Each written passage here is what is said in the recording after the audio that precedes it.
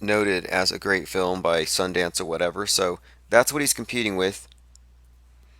And right now the vote is 54-46 in favor of Rocketman. So, keep sharing the poll, post it on your social media, email people. That's what I've been doing. We have an email list, and we're getting the word out that we want this to be number one for Doc Weekly, because honestly, this whole documentary, this Rocketman thing, ought to be in the big screen, and this is something that could probably help make that happen.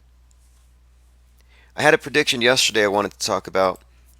So last night we were talking about the shooting in New Jersey, and my first impression was a white person because it was a kosher market.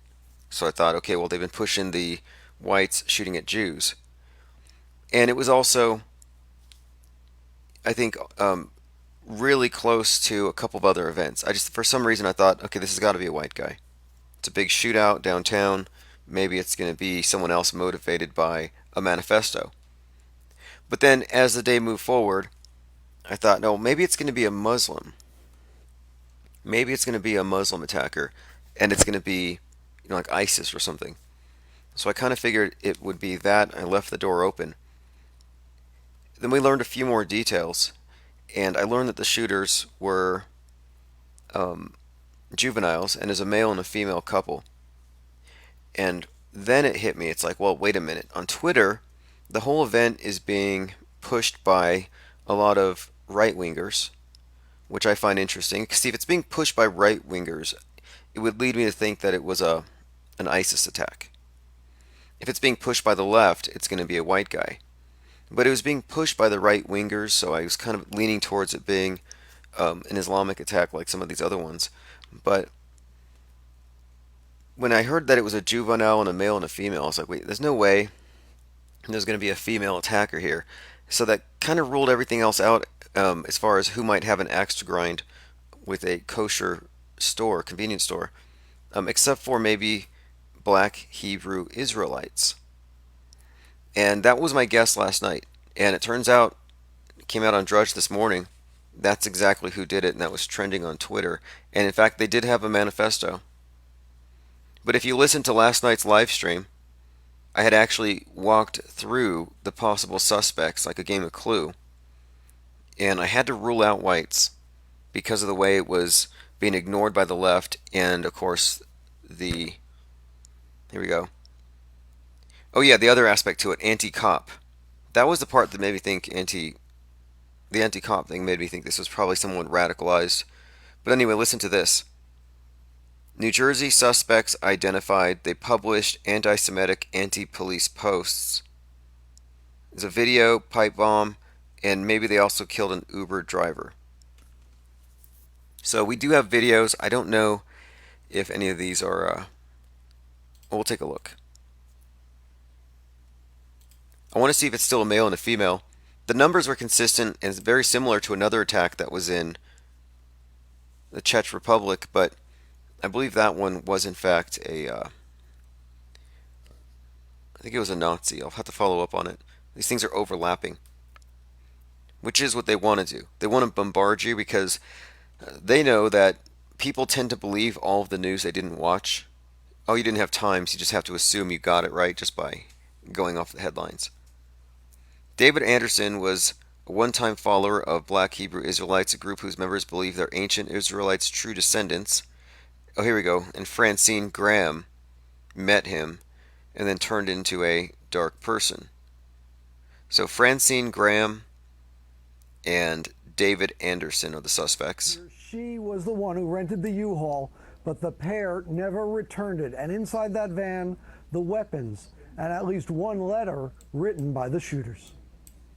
This is a first photo of 50-year-old France. Now here's some Scooby-Doo justice for you. Doesn't take them long to completely report it to you instead of, saving it for the trial. Graham, and these are more photos of suspect David Anderson, according to law enforcement officials. The pair emerged from the U-Haul van outside the kosher market. After the shooting, inside the U-Haul, investigators found more weapons, including a pipe bomb, a handgun with a silencer, and a handwritten note by Anderson. We are told. Kind of seems like that one It was the San Bernardino shooting, where it was also a man and a woman, and that was the one where they supposedly shot 14 people. And in their home, which the media went into, they had pipe bombs and they had their screed. Told that note essentially said, I do this because my creator makes me do this, and I hate who he hates. Social media posts. Notice the word hate. I hate who he hates. Hate's a hoax. And that Borat guy in the ADL gives this award because he's out there just basically saying, "Hey, forget climate change. The real threat is hate." Like they're making hate into this, um, I don't know, this catch-all phrase for anything that's not PC because now they're saying it can cause offline violence. I've seen memes being taken off of Facebook because they might cause offline violence. So the public has already accepted the narrative that content online is a radicalizing influence that gets people to go out and kill, and they don't want to make a distinction between a terrorist and a mentally ill person. Now the thinking is somebody becomes a terrorist, whether they're radicalized by the Quran or by memes on the right wing websites. They become terroristic, though, because they're sick. But it's our fault because our free speech leaves people like that who are vulnerable to it to become, radicalized. And that's been the story that they have been pushing. And yeah, it's convenient he had a note. As I said before, this is just Scooby Doo justice, as usual. Here's another point. One detective and 3 civilians were killed, and a standoff. So this goes back to the idea of the UPS civilians being killed. This is pretty much, I think, part of the script that they just added. They added this to the script so they can start saying, well, you know what? Even if you have good guys with guns to stop the bad guys with guns, innocent people still die. The idea is we have to get rid of guns. And look, last night we actually talked about this group. The Southern Poverty Law Center has labeled the Hebrew Israelites a black supremacist group. Some within the movement are known for fierce condemnations of white and Jewish people.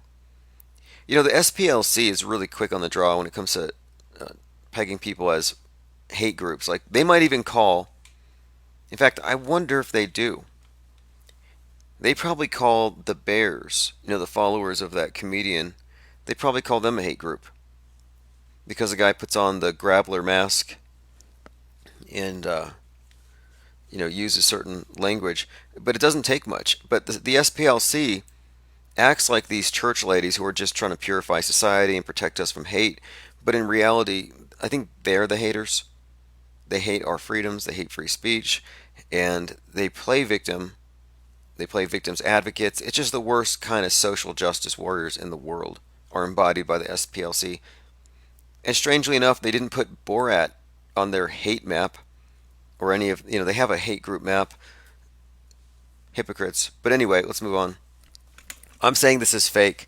The fact that he said hate, I do it because my creator hates, the word hate is definitely a meme. Again, his exact words. I do this because my creator makes me do it, and I hate who he hates. This is like the shooter in Garland. They're saying that he was heard while he was shooting people, shouting out, I'm doing this because I'm angry and I hate you. They're using very basic language because they want these stories to have the same tone. So it's one big meta story. It is, in fact, a meta script. And right now, I think hate is one of these things, just like carbon footprint, that needs to be demystified and it needs to be understood for what it really is. It's definitely not objective. So 2 suspects were among the 6 dead in the gunfire that terrorized the city. And one thing I do think that they have done is they have used these to justify lockdowns in residential neighborhoods. So if you're not in class getting your daily or your weekly drill or whatever, where you're reminded of how dangerous things are, well, now they've brought it to your home. And I've wondered when they were going to start doing that. When are they going to start having lockdown drills and duck and covers in your homes? We're just about there. Now check this out. Here's some Big Brother Minority Report for you. Investigators have tracked social media postings linked with Anderson. These posts were written by him, and one of them read, "Blacks are the Jews. Jews are the imposters." He's also connected to anti-police comments posted in connection to past events like Ferguson, Missouri, and the shooting of three officers in Baton Rouge. So, Ferguson, Missouri, these are all highly provoked events.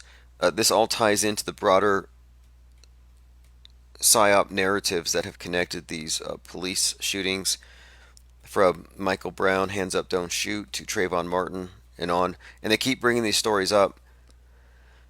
But this is a common thing as well. You'll notice that these newspapers reference other stories. This is why the media is so screwed and you can't rely on it. Even if you debunked, let's say Halbig has his day and he proves that Sandy, you know what, was a hoax. Even if, how many stories referenced it? I mean, it's already been woven into the fabric of reality.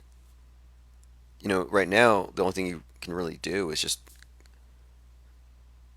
remove its authority as far as a source of information. That's the media and all the reporting, especially highly publicized shootings. So they park the van, they exit the van, they begin firing. They targeted the deli, and a lot of the footage just looks like a movie. And I want to show you one other thing that stood out. This. What's wrong with this picture?